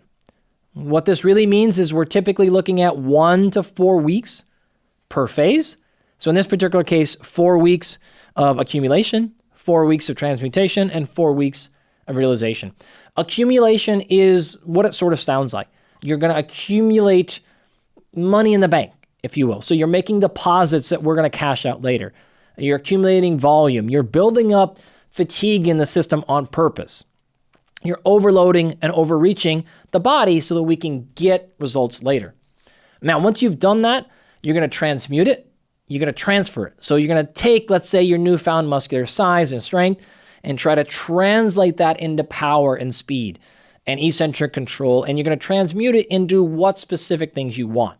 Now, one of the reasons this style of programming becomes so popular among strength and conditioning coaches is it allows you to be specific at this phase. So we can be general with accumulation and now be super specific by transmuting your adaptations for a discus thrower and transmuting it slightly differently for a wrestler and transmuting it slightly differently for a high jumper. All right. And so we're transmitting it into a more specific fashion. The last phase is realization, where you start to peak, right? You start to realize the benefits. You start to actually get faster, jump higher, hit the tennis ball harder, and all those things. So we're building up volume, we're transmitting it, transferring it into the exact output we want, and then we're realizing it, peaking, and tapering at the end. At the highest level, the way that we accomplish that is if you think about 3 primary variables: volume, specificity, and intensity. Right? Volume is repetitions multiplied by your set. Intensity is what percentage of your 1 rep max or maximum speed or maximum heart rate, how hard are you working? And then specificity. How specific are you to the actual thing you want to get done? So again, for a volleyball player, you'll want to think about things like vertical jump. Okay, that's really specific to a volleyball player. That's not necessarily as specific as something like a 100-meter sprinter. Yes, they want to be able to jump high, but really they want to be able to run horizontally as fast as possible. So at the very beginning in this first accumulation phase, your volume is the highest, and as you go from accumulation to transmutation to realization, your volume comes down in all three of those. Intensity does basically the opposite. So the very first phase, high volume, low intensity. The next phase, volume comes down, intensity goes up. The last phase, volume goes way down, intensity comes way up. If you think about this from the field sport, and I know I'm using a lot of sport athlete analogies, but remember the same concepts are true whether you're an athlete or not. As we get closer to wanting to have our peak, you want to be producing the most speed, power, strength, however you're going to express these newfound physical capabilities. And you don't want to be fatigued though. Volume drives fatigue, so we reduce the volume. We increase the intensity so you go your fastest prior to having to go fast. You produce your most power prior to needing to actually produce your power on the field or on the court. Specificity continues to go up. So it's very general at the very beginning, gets more specific in the second phase, and then specificity really takes off during the last phase. This could come in a number of different areas. Energy systems, range of motion, type of exercise, the uniform you put on. As easy examples, maybe you start off on machines at the very beginning, which are not very similar to what you would be doing on an ice hockey rink, right? You would, when you're playing ice hockey, you're on skates, you're unbalanced, your feet aren't in the same position, and in a machine, you take all that away. But you're trying to be general here, just as an example. And then maybe the next phase, you move in off of a machine onto dumbbells. And then the final phase, you move off from dumbbells onto maybe an unstable surface. That not necessarily to say that that's a great way, but you get the point. You're moving from general stuff into more and more specific things as we get closer to competition. So that's how we're going to play with all those variables as a general example of how the philosophy of block periodization works. With all that background, I'd like to walk you through how Travis has set up these different weeks. We're going to start off with just the accumulation phase. I'm going to show you how he's built day 1, day 2, day 3, day 4, and how we're going to change goals slightly. After this, we'll go through transmutation and then finally realization along the way. And at the end, I'll give you more, but I'll give you specific examples of the exact days, as well as, and I think this is important for a lot of people, how Travis progresses from, say, day 1, week 1, to day 1, week 2, to day 1, week 3, etc. So how are we going from Monday to Tuesday, but also how are we going from Monday, week 1, to Monday, week 2, to Monday, week 3? What small changes are we making? How are we progressing intensity? How are we managing volume? I can't cover all of it. You can run the grid there, right? Many different sub-goals, 4 days a week, 12 days. That's a big matrix I think to cover. So I'll just pick out a couple of key examples that I think are the best way to represent what Travis is doing overall. But the final details will just be in that PDF in the show notes. So getting us started, phase 1 is accumulation. Now in this particular phase, very first day, the overall focus is acceleration and lower body rate of force development, as well as some hypertrophy. So again, you can see there's multiple components there. And what I also love about this style of programming is Travis tells the athlete specifically what the big goal is. A lot of people jump in, they just want to know the exercise or the reps, and that's important. But let the athlete or client and yourself know what are we trying to do. We're trying to move fast today. We're trying to accelerate today. We're trying to do max speed.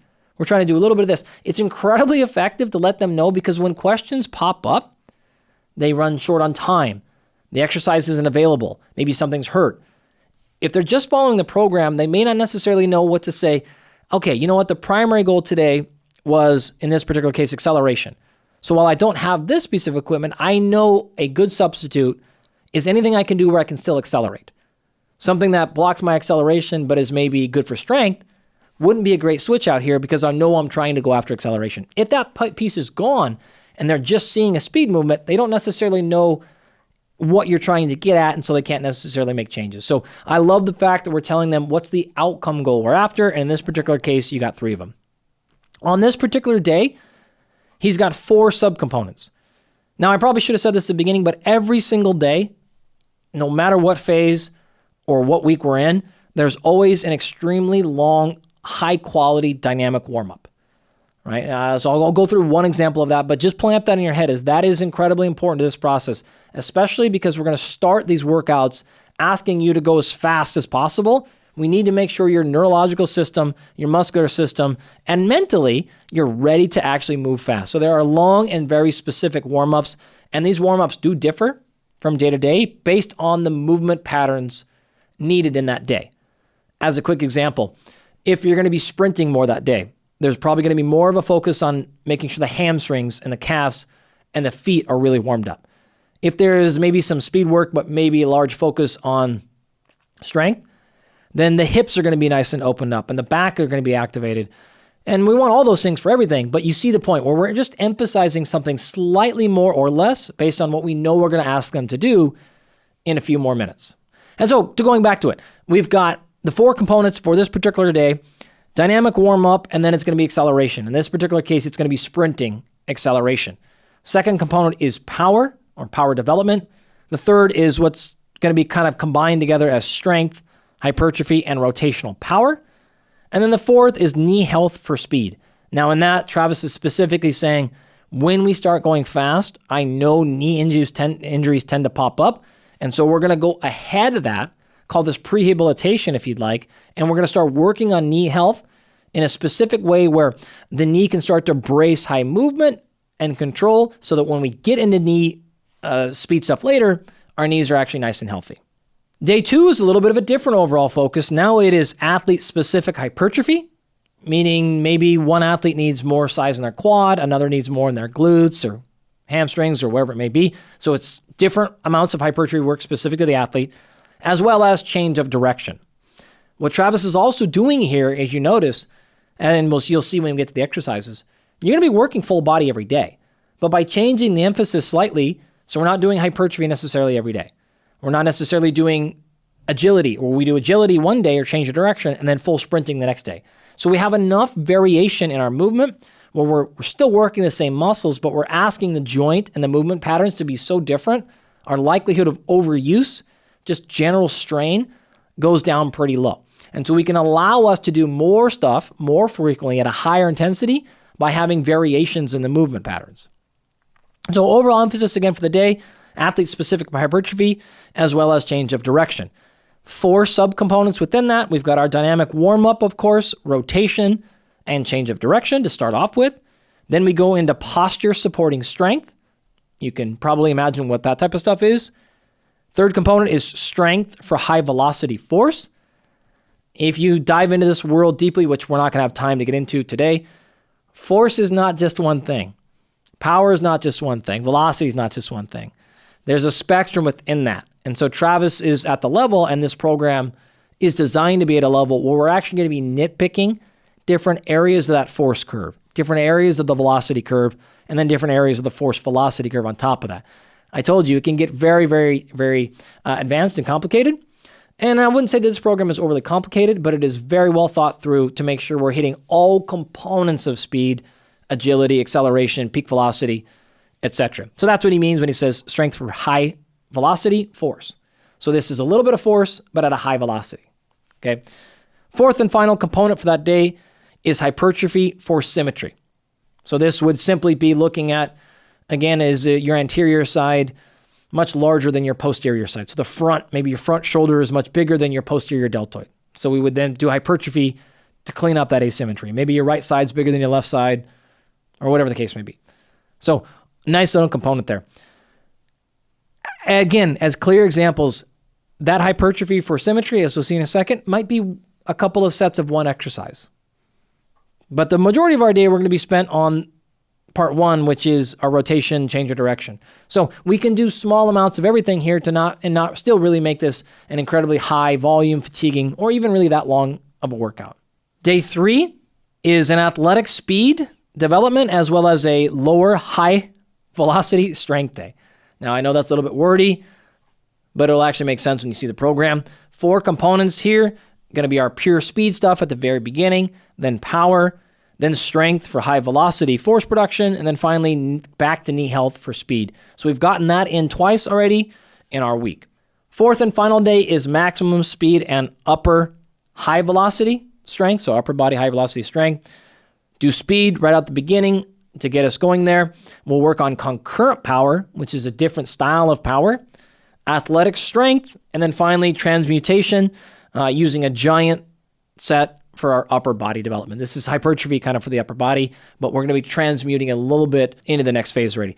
What he's kind of doing there is saying, we know what we're going to get to in the next phase, so I need to set it up right now so we can actually get to that work when we get there and we're not unsupported for that.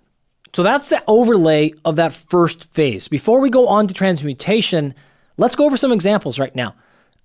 You got 4 different specific warm-up patterns, but let me just give you a couple so you can see. I'm not going to do this for the next 2 phases, so I want to tackle warm-up a little more detail right now, and then we'll skip past it a little bit later.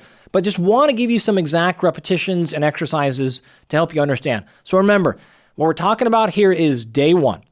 We're focusing globally for day 1 on acceleration and lower body rate of force development.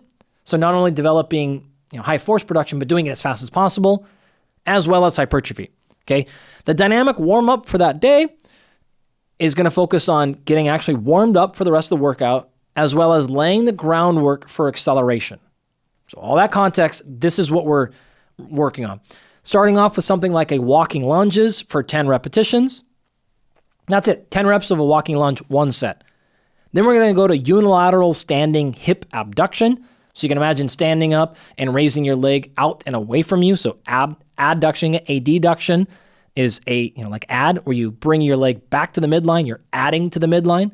Abduction is you're taking away. So you're raising your leg outside. So like the outside of your hip is kind of controlling, pulling your leg out to the side of you.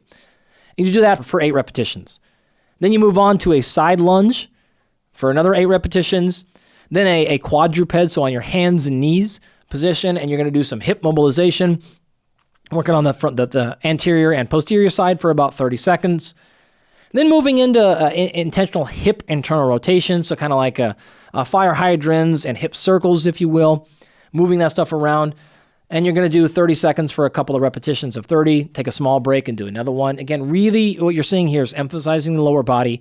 We've moved forward, we've moved backwards, we've moved side to side, we've moved 1 leg at a time, 2 leg at a time, we've moved the hip in all different positions, and we're building up a little bit of burn. And a little bit of fatigue in the system there is what we're trying to get. There we're kind of warmed up. Now we're going to actually go into the acceleration development part of the warm-up. In this case, we're going to do 10 meters of a linear power skip, kind of skipping up and down. So you're going to do however many steps that takes you, kind of walk back and do 2 sets of that. We're working on acceleration. We're not going as fast as we possibly can, but we're starting to use this kind of combination of move fast, move a little bit faster, work on accelerating off the ground, but we're still building up into maximum of 10. And then we'll do a similar thing in the vertical session. So we did this for a linear, kind of power skips for linear, so out in front of you, and then power skips for vertical. So how high can we go? 2 sets of 10 meters for that. And now we're going to go into linear bounds. So we're bounding in front of ourselves, 4 repetitions, maybe 3 sets of that. And at this point, we're probably feeling pretty good and we're popping. So we're moving and we're springing, maybe not necessarily 100%, but with high intent here and high purpose. This is the warm up, but this is also the training, okay? We're trying to get something out of this. We're trying to improve our acceleration. Okay, after that, those linear bounds, we get into something like a get up. So you're starting with in a down position and you get up to deceleration, that kind of exercise. Maybe 3 reps or 3 sets of that or so for, 15 meters, something like that. Well, with an RPE, so a perceived effort of kind of like 9 out of 10. So we're moving as fast as we possibly can here. We're sprinting, we're controlling that deceleration, but it's not like every ounce of everything we have until the last set. And then we'll probably do one at a true maximum effort because we should be at that level. Okay. After that, we'll actually go into some sprints, 20-meter sprints, maybe 3 of them, right? RPE. So again, rate of perceived exertion on a scale of 1 to 10, of maybe 8 for the first one, 9 for the second one, and then the last one is a final 10, right? You can't do maximum effort on every single thing, but we're going to get pretty close and we're going to get some stuff done out of the previous one. So that would all be accounted for in our warm-up and acceleration. Hopefully that helps you conceptualize how Travis is getting this program started. The warm-up is also, as you noticed, preparation for the day. This is a very big component to getting high-quality training sessions in. Everything should be intentional. Don't just treat your warm-up as hop on the treadmill and run for 5 minutes. Do something that's actually going to help in your training later in that day and even later in your program. Very high level coaching from Travis here, setting up multiple benefits and getting you really time efficient training there. So let's go ahead and move on and talk about the actual workouts on the individual days. Remember, day one here, we're back. We're focusing on acceleration and lower body rate of force development with a touch of hypertrophy. In order to get acceleration done, we already knocked that out with our dynamic warm-up, right? So we did that. We did our power skips. We did our bounds. We did some get-ups to sprints, and we were really working on accelerating as fast as we possibly can. We haven't yet touched on our lower body rate of force development, though we did some of that in the warm-up, nor our hypertrophy. So we would finish that initial warm-up session, finishing with that last exercise being the sprints. And our next block then is actual power development. So in this particular case, there's two exercises. First one is a hang clean. So for those of you that are unfamiliar, the barbell would start kind of mid-thigh, just above your knees region, and you would catch the clean in an upper power position. You can catch it all the way at the bottom if you'd like, but a true hang clean is starting not with the barbell on the floor, but starting with it elevated and then potentially catching it as low as possible. So that's the clean exercise. You're going to do something like 3 repetitions for 4 sets, and you're going to do this at maybe 80%. All right, RPE is 7 out of 10. We're using this to go fast, but we're also using this to develop technique. So whether you have a lot of skill or no skill at all, we really need to get good quality practice in. It is light enough, but in fact, if you look at the research, peak power in the power clean or the clean itself happens somewhere between 70 to 90+% of your 1 rep max. So being at a 70 or 80% here is going to produce a ton of power, even if you are moderately trained or experienced with the clean exercise. If you're not familiar with the Olympic lifts, you can modify it potentially, but a phenomenal exercise. In fact, looking at like sports science in general, the highest power outputs found of any exercise will come with the power clean, the hang clean, or the hang snatch, the power snatch. Those exercises trump anything else you can do for total peak power production. So a wonderful option there. Again, we're looking at 4 sets of 3 repetitions, non-fatiguing with a lot of rest. Second exercise is going to be seated box jump. So you sit on a box, you explode from that seat, jump up and land on a small box. A big tip I would give you here, though this is not directly in Travis's program, so I apologize for putting words in your mouth.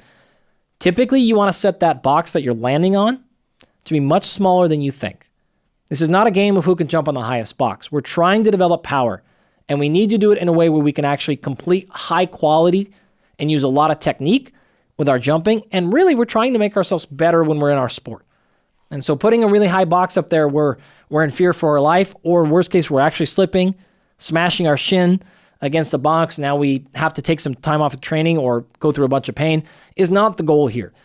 And so put that box lower than you think, and then just work on jumping higher than you need to. Don't just jump enough to get on the box. Jump as high as you possibly can and get a lot of quality out of that. In his particular case, he's recommending like a 90 centimeter box, which is not particularly high. And you're going to do 5 repetitions per set, 4 sets.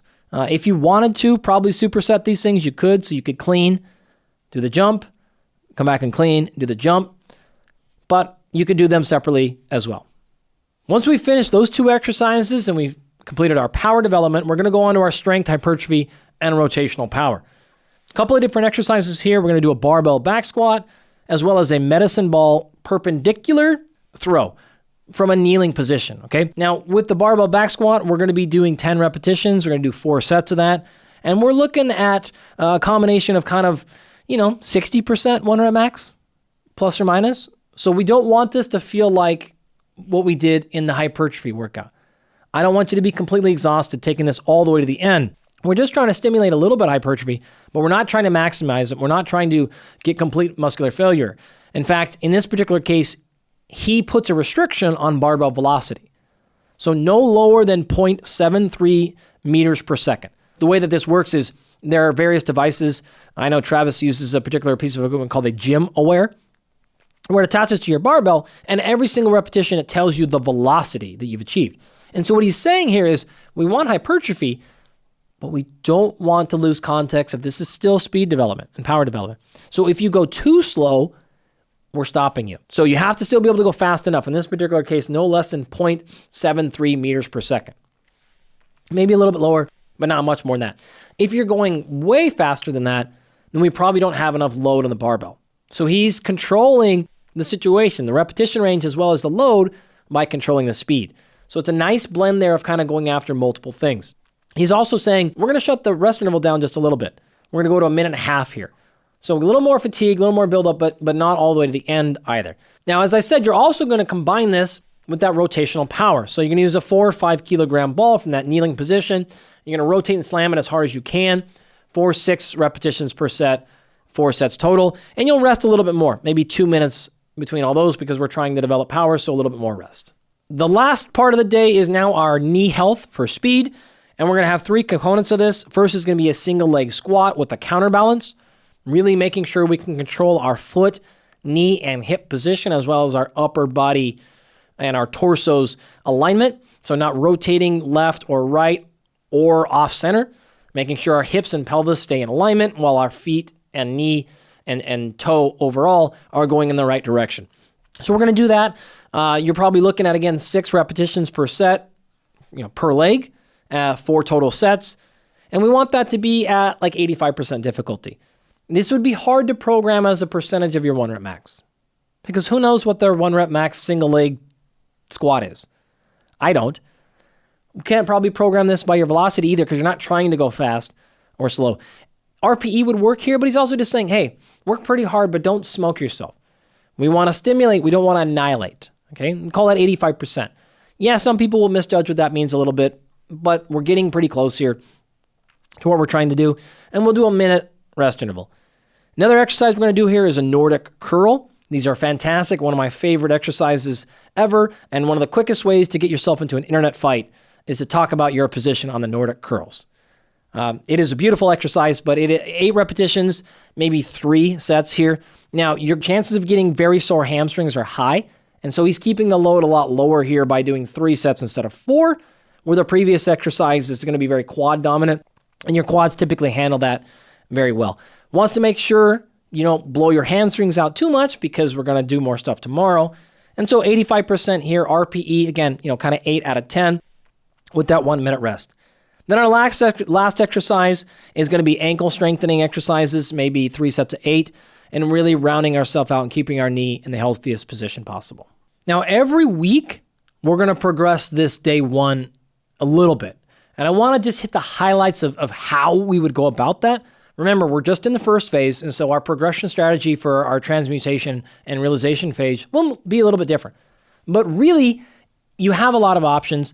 This is just the example and the way that Travis went about it for this particular program. The warm-up will stay almost the same. No real changes to that in terms of exercises, in terms of how many repetitions, how many sets, or your effort. None of that really needs to change for the entire 4 weeks here. The only exception are the last 2 exercises of that dynamic warm-up and speed phase when we start getting into actually the deceleration and the true full-out sprinting. On the second week, Travis adds an entire new set to that, but then actually backs that set back off in the 3rd week. And so he's dosing things like full maximum effort sprinting very, very specifically and very cautiously. So add 1 more set next week, and then bring it back down. And then add it back after that, and to really pay attention to it. But the rest of the warm-up is pretty identical. For the power development section, remember we're talking about a hang clean as well as the seated box jumps. As we go from weeks 1, 2 to 3 to 4, from week 1 to 2, we're basically just increasing RPE. So remember week 1, he said, kind of stay at a 7 out of 10. Well, week 2, let's go ahead and take it to 8 out of 10. And then week 3, we'll go back to that 7 out of 10. So really trying to keep people healthy while progressing some. We also might increase the amount of volume. So by the 3rd week, we would add an additional set. So instead of doing 4 sets of 3, we're now added 5 sets of 3. But because we've added that set, we've taken the RPE back down to 7 out of 10. So he's playing with intensity and volume a little bit. And to be honest with you, while you might think these subtle small changes, what's the real difference between an RPE of 7 out of 8 on a power clean? Those subtle differences are what make everything work. It is really how you keep people healthy over years of training. I know Travis has done this many times, taken kids from kids to adults to the NFL. And so making sure somebody stays healthy over the course of 10 or 15 years is why these small things matter to pay attention to, as well as acknowledge they are important. And going from an extra set of 3 or another RPE is what makes these things successful. So really subtle but important points there that I didn't want you to gloss over or just think, oh, that's not big a deal. I'll do 4, 5, 6 sets and kind of figure out based on how I'm feeling that day. Maybe. But unless you're thinking about that in the context of weeks, months, and years, you might be putting yourself in a position where eventually problems start to occur and you don't know why. From there, we're going back into our strength, hypertrophy, and rotational power emphasis. Reminder, there are 2 exercises there, barbell back squat, as well as our medicine ball rotational throw. As we go from week 1 to 2, we're going to allow a slight increase in intensity. So going from, say, 58% of your 1 rep max to 60%. What this functionally means is your speed's going to go down. And so while we kind of said, hey, a minimum of 0.73 meters per second, we might say the minimum is now 0.7. Small change, but will matter. We'll keep this going. For the rotational med ball, you can't do much about that. Maybe if you have a slightly heavier ball and you can add a kilo to the ball, that would be great. That would be recommended, but you're still going to keep the load the same and you're still going to try as hard as you possibly can. Now, as you go into week 3, similar idea as we had before, where we're going to go back to the lighter ball that we used in week 1, and we'll take our overall intensity like we used in week 1, and we'll take that back down to allow us to go a little bit faster. Now, in this particular case, we will hold the velocity to like minimum of 0.87. And so we're progressing by saying go faster at the same load, at the same intensity, and that's how we're going to progress. Our final block in this phase is our knee health, 3 exercises, single leg squat, Nordic curl, and then our ankle mobilization stuff. In terms of our ankle strength, we're not going to really progress that. You're just going to kind of do the same thing as the weeks go by. But we really have an opportunity to move with the Nordic curls and the single leg squat. So single leg squat week 1, remember we're going to do 3 sets of 6 at like 85%. Week 2, we might take that up to 90% difficulty. So asking you to go substantially harder than that. But then week 3 coming all the way back down to like 75%. So really making this is like, hey, we put a lot of load and a lot of ask on there. Let's really back off a little bit to not run ourselves into the wall. And then for the Nordic curl, you're going to see a similar thing. 85% week 1, 90% week 2, and then back down to like 80%. And even not only back down to 80%, but we're going to back down to sets of 6 instead of 6 to 8 to give the hamstrings a break. For week 4 of all that stuff, you would basically come back and do a little bit harder of everything. And so now what you're kind of seeing is we went hard for week 1-ish, but we tested the waters. And then we went a little bit harder for week 2. And then week 3, we backed down a little bit, paid the price. And now we can come back week 4 and have our hardest week yet and really go after it. This is a very smart approach and it's effective. It allows you to accumulate volume while working towards higher and higher intensities, but to do your hardest week, week 4, after one of your easiest weeks in week 3. Not the other way around. Typically, folks like to just kind of add more and more and more, and they do their hardest week, immediately preceded by their previously hardest week, which was preceded by their previously hardest week before that. And that's fine for some outcomes like hypertrophy, but in this context, this kind of up, down approach is probably a little bit better. If we can now, I would like to zoom back out and get into our second phase of transmutation. Lots of details left, and I'm sure plenty of you are going, oh my gosh, I wish you would stay there and go over more of the days. But as a final reminder, you'll have to check out the PDF in the show notes to do that, because I do want to get into our next one at the highest level, and that's transmutation. Similar idea, 4 days. Each day has a big overall concept and theme, as well as 4 to 5 subcomponents. So day 1 for transmutation is an acceleration and lower high velocity strength. And the 4 subcomponents are always a dynamic warm-up, acceleration, power, strength for high velocity force, and then finally knee health for speed. So it feels very similar. You can see we're going to progress slowly, carry concept over from the first phase into the second one. We'll change some things, and then you'll see some of these concepts carry over from this phase into our third and final phase as well. Day 2 is an acceleration and upper high velocity strength. 5 components for this day, so a little bit longer. Dynamic warm-up and change of direction. Now we've integrated single link bounding. If you know much about plyometrics, bounds are a harder and more difficult thing than hops. So in the first phase, we were hopping. This is 2-leg, like a bunny, right? Hop, hop, hop. Now we've progressed by going one leg at a time, and we're bounding. And so a bound single leg landing on the same single leg. So by doing that, we've represented a little bit of progression of difficulty. We've also gotten more specific. So you see, most athletes are going to be competing in single leg situations. So when you're running, you only ever have one leg on the ground at a time. When you're jumping, you're generally cutting, moving off of one leg rather than both at the same time. So we've progressed from dual leg to single leg, and thus by doing that, made ourselves automatically more sport specific. Now, I don't even know the actual sport this program was built for. I think maybe football, but I'm not even entirely sure. But it doesn't matter, because by going from bilateral to unilateral, we've almost always made it more sport specific. So the third component then is still postural supporting strength. Fourth is strength for high velocity. And then again, of course, hypertrophy for symmetry. Still investing in the body, still cleaning things up, but making that a smaller component. Day 3 is now speed and lower high velocity power. 4 components. First one is our athletic speed development. And every time you hear this athletic part, so athletic strength, athletic power, athletic speed development, this generally means we're doing things that are more range of motion, more looking, more sport area oriented to this individual and their person. So more like what they're going to go through in their sport. So being more specific this fashion. Second component for the day is power. Third is power contrast, which is a different style of power. And then fourth is lower body accessory. So these are, again, particular movements that need to be added to the program for hypertrophy's sake, for strength's sake, for injury prevention, for injury reduction, known injury history, just lots of different accessories we can add on there, or just things that we have thought we haven't trained in a while that need to come back into the program. Day 4 is in a maximum speed and upper body strength and power. 4 components: dynamic warm-up and maximum speed. So now is our first time we're actually really going after true maximum speed. Concurrent power, athletic strength, and then our upper body accessory. Remember, the day before had lower body accessory. Now today we have upper body accessory. Our next chunk is power, but if you remember, it's actually specifically referred to as concurrent power.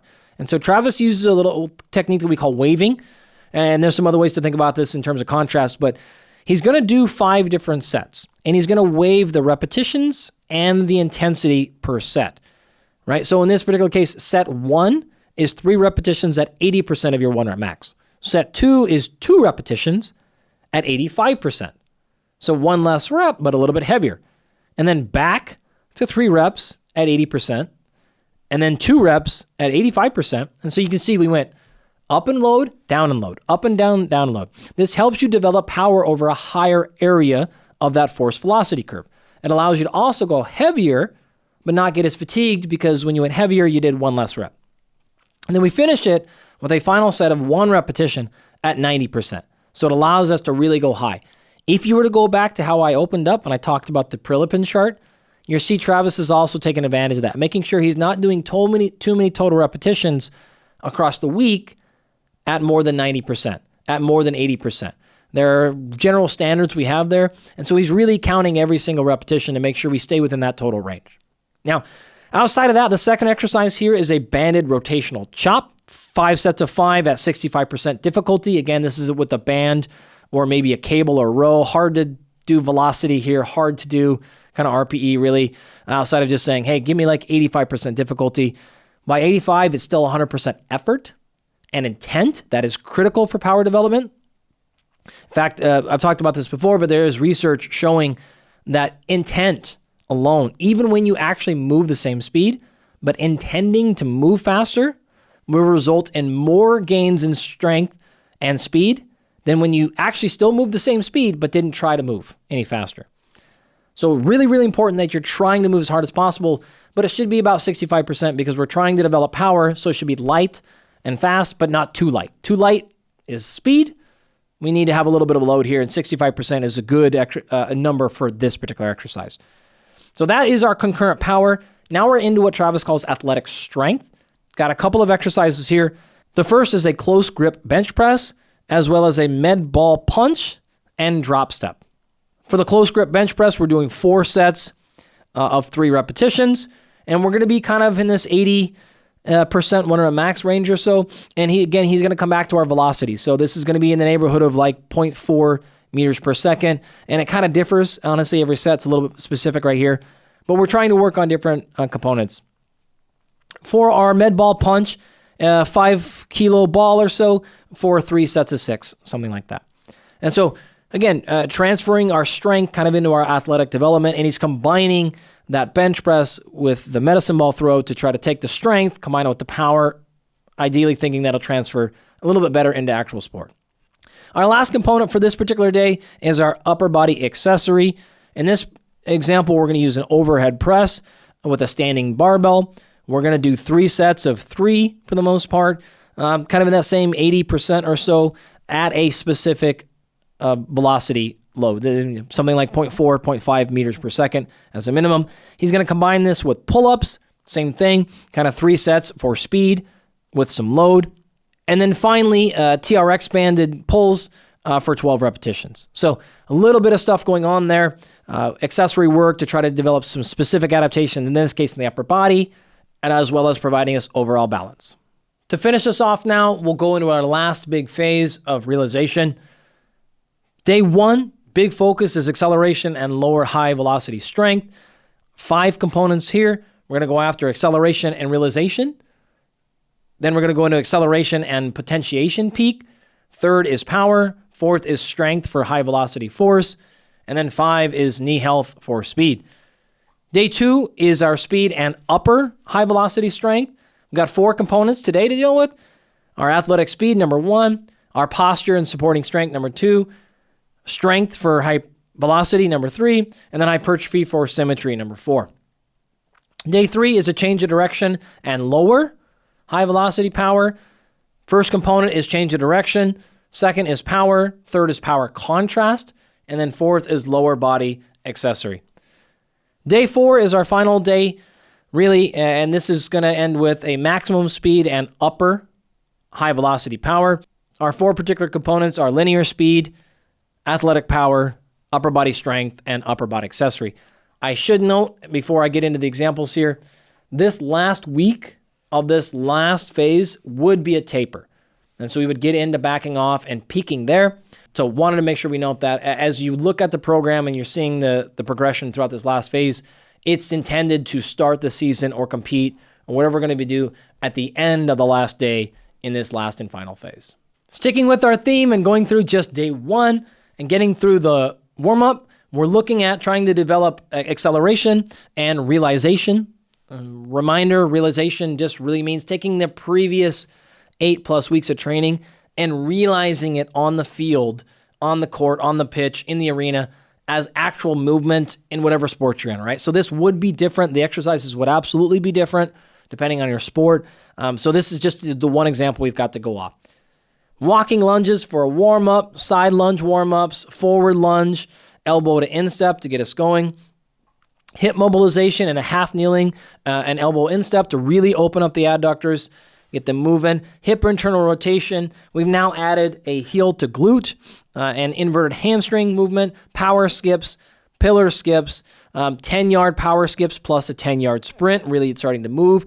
Linear bounds as well as a half kneeling acceleration sprint to finish off that first initial block for the day. We then go into the next phase, which is acceleration, potentiation, and realization. Here we're looking at a couple of exercises. Accelerated running as our first thing. That comes with actually a load and release. So you kind of get loaded and released and you develop acceleration there. And then actual formal sprinting. So that load and acceleration, you're looking at 4 sets of that. Obviously, we're doing something like 25% body weight as our restriction. A lot of people are familiar, but some are not, with the idea of acceleration training such that you can put a small load. Imagine doing a sprint, and I held you back to a load that is equivalent to 25% of your body weight. So you take off and you run, and you're accelerating and trying to move as fast as you can, but you're actually moving slower because you have a small load, 25%. In this particular case, we would do that for a small amount, a few meters, and then we would release it. And you would then take off and sprint faster because you had a couple of steps with that preload on it. That is a great way to develop acceleration. That is in contrast to a way of producing, say, peak velocity, in which you would do the opposite. So instead of dragging that sled with 25% of your body weight and having you go slower while you're still trying to go as fast as possible, if I put that load in front of you and I used it to pull you, and I would probably only use something more like 10 or 15% of your body weight, I would actually let you run faster than you normally can run without anything on you. This is called overspeed training. This is tremendous for developing peak speed. Okay, now, if I go too fast with that, I pull you too hard, I say use 25 or maybe 40% of your body weight, I actually ruin your mechanics because you spend the whole time trying to not just fall on your face and you end up breaking. And so you want to give them a light tug there so they can move faster than normal, but not so fast that you ruin mechanics. You can do the same thing with punching, with jumping, with any other area. This is, again, called overspeed. I published research on this before. Dr. Lee Brown, who's a colleague of mine at Cal State Fullerton, spent over a decade publishing research in this area, and it is extremely effective. Not great for acceleration because you're not overcoming any load. So that's why in this particular phase, Trav is really trying to work on acceleration, so he's got a little bit of a load there, and we'll work on peak speed or max speed on different days. Wanted to share that insight with you, though, right there. A lot of people just kind of think all speed work and power work is the same, and they just randomly and haphazardly throw different drills out there. And the reality of it is, it's probably okay, but that's certainly not optimal, and it is absolutely not the best way to go about it. There are different components, and there are different drills for specific purposes, and it's best for us if we use them that way. So getting us back on track here, the second exercise of the day would be a true and traditional sprint. This is something, again, short sprint. We're trying to accelerate. This is 10 meters. This is starting. This is getting going because we're trying to just work on that component. RPE at 10 here. A lot of rest, 2-3 minutes of rest or more. And we're going a couple of sets as hard as we possibly can, RPE 10. And then a couple of them, maybe half, 2 of them just at like a 9. So really being careful with when we're truly going peak speed. Next component then is our actual power development. A couple of exercises here. Now we're looking at a hang clean where we're starting specifically below the knee, as well as a banded hip flexion for sprinting. And a component a lot of people forget to work on is hip flexion matters. How fast you can do that will determine how fast your knee can get back into position, reloaded, and then struck back into the ground behind you to move you forward. So spending a little bit of time on that. For the hang clean below the knee, we're going to use a little bit of a staggered approach here. So 2 sets of 2 at 80%, and then 3 sets of 1 at 85%. So really trying to spend a lot of time in this power range, very low fatigue, and a lot of power output. For the hip flexion stuff, we're looking at, 5 sets of 8 at about 50% difficulty. You can't and don't want to necessarily take your, hip flexion stuff to a maximum fatigue there. So just touching it, putting a little bit of resistance on it, helping it develop power is really all you need to train the hip flexors. Our second to last area is strength for high velocity force production. What we're going to use here is a high bar back squat as well as a depth jump, a 30-inch one plus a jump repeat.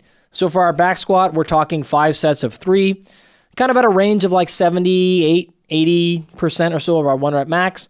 And we're going back to our gym aware using our velocity, something like 0.55 meters per second as our minimum, something in that ballpark.